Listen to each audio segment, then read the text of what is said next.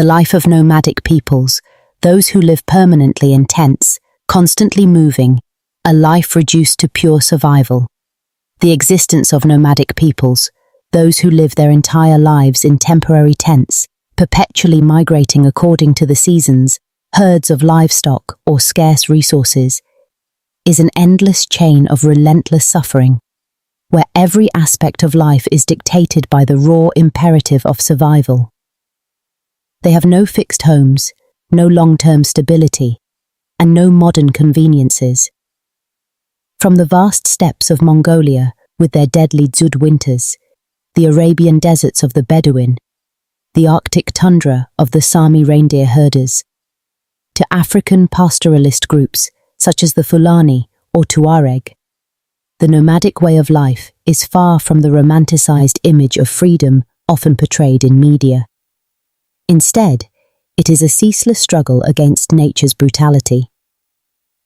Below is a comprehensive, detailed account of all the hardships they endure, focusing on shelter, housing, food, nutrition and resources, the constant lifestyle of movement, and the essence of pure survival. Shelter and dwelling, always temporary, easily destroyed, and perpetually insecure. The home of nomadic peoples consists only of portable tents designed for quick assembly and disassembly. In Mongolia, it is the jiye, also called yurt. A circular structure made of wooden or bamboo lattice frames covered with thick layers of felt made from sheep or goat wool, typically 4 to 6 meters in diameter, housing an entire family of 6 to 10 people. Among the Bedouin of the Arabian desert, the tent is known as Beit al-Sha'ar, woven from black goat hair, which absorbs daytime heat and retains warmth at night. The Sami of northern Scandinavia and Russia use the lavu, or similar conical tents framed with poles and covered in reindeer hides. The Nenets of Siberia live in chum tents of comparable design, migrating hundreds of kilometers annually. Setting up and taking down the tent is a physically demanding task performed every few days or weeks. The entire frame, coverings, poles and felt must be transported on the backs of camels, horses, reindeer, yaks, or rudimentary carts. A family may spend several hours erecting a jiye and only a few hours dismantling it when the pasture is exhausted or water runs dry. During desert sandstorms, heavy steppe blizzards, or torrential rains, tents are easily torn apart or collapsed, exposing the entire family to the elements. In Mongolia, winter winds can exceed 100 kilometers per hour, piercing through the felt layers so that the interior temperature is only marginally warmer than outside. Bedouin tents shake violently in strong winds, while daytime temperatures soar to 50 degrees Celsius and plummet near freezing at night. Without modern heating systems, warmth depends on small campfires fueled by dried animal dung, known as argal in Mongolia, or scarce firewood. The smoke fills the tent, causing chronic respiratory irritation, stinging eyes, and long-term lung problems.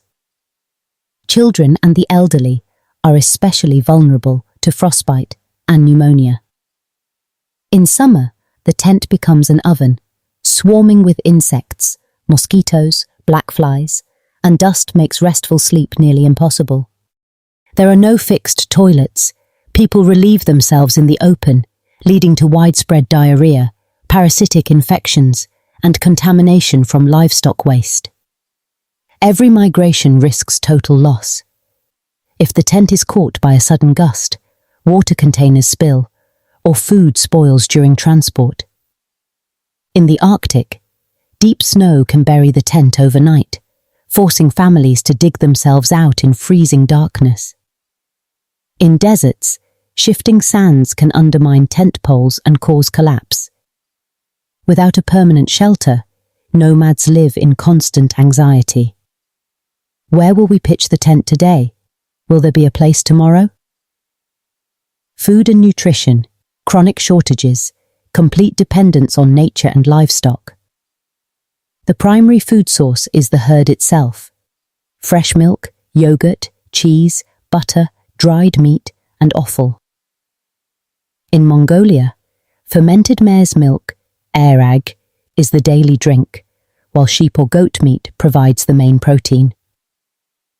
Bedouin rely on camel milk, goat meat, and flatbreads made from limited wheat flour. The Sami consume reindeer milk, fresh or dried meat, and even reindeer blood for nutrition. The Fulani of West Africa live largely on cow milk and occasional meat. Yet herds are extremely vulnerable to mass die-offs.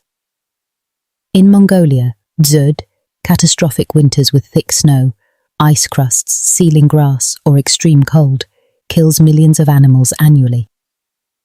The 2009 to 2010 drought, a combination of white drought with deep snow and iron drought with freeze-thaw cycles, claimed over 10 million livestock, wiping out 50 to 70% of many families' herds.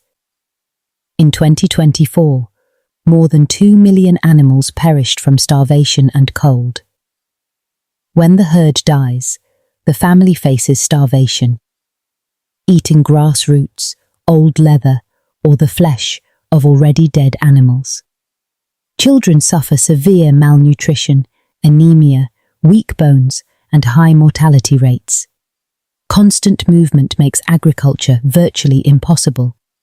They gather wild berries, hunt small game, hares, birds, marmots, but these resources are unreliable. During prolonged droughts or dry seasons, as in the Sahel region of Africa, pastures wither, water disappears, animals become emaciated, milk production drops, and meat becomes stringy and low in nutrients. Tribes often trek hundreds of kilometers to new grazing lands, only to find the grass already consumed or scorched. Poor nutrition causes widespread vitamin deficiencies, weakened immunity, and rampant illness. Pregnant and breastfeeding women frequently lack sufficient calories. Milk supply diminishes, leading to infant deaths.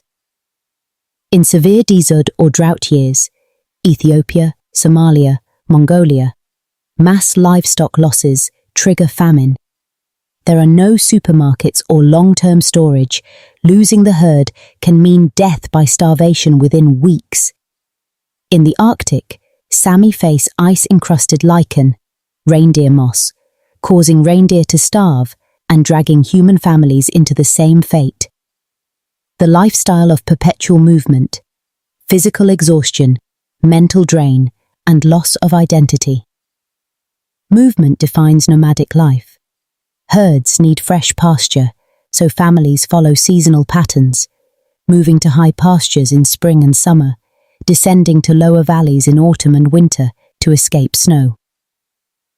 Each journey can last weeks or months, walking, riding horses, camels, reindeer, carrying tents, belongings, children, and the elderly.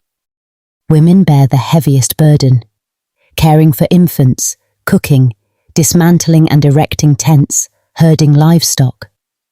The body is perpetually fatigued, chronic back pain, leg soreness, frostbitten fingers and toes, cuts from thorns and sharp rocks.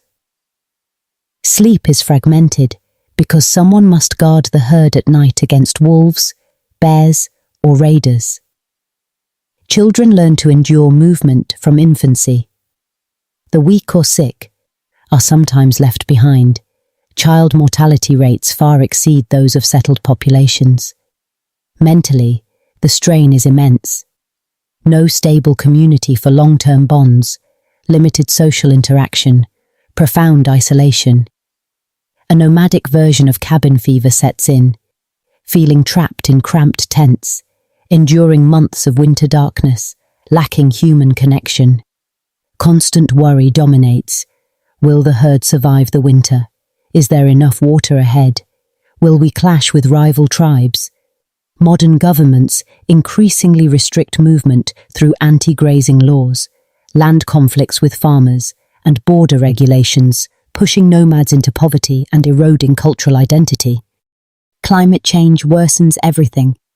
Longer droughts, more frequent drought, degraded pastures, irregular freeze-thaw cycles in the Arctic that prevent reindeer from digging through ice to reach lichen. Pure survival, no room for error, always on the edge of life and death. Nomadic life revolves solely around survival. Should we move today or tomorrow? What can we eat to maintain strength? How do we protect the herd from predators? A single mistake, choosing the wrong migration route, failing to stockpile enough food, can wipe out the entire family. Natural disasters strike frequently. Blizzards, droughts, flash floods, minor earthquakes. Medical care is almost non-existent. Simple infections, difficult childbirths, or injuries often prove fatal. Conflicts with settled farmers and authorities are rising. Grazing lands shrink. Resources are contested. Violence erupts, as seen in Nigeria and Somalia between herders and cultivators. Despite the suffering, many cling to this way of life because it is their identity and the only existence they know.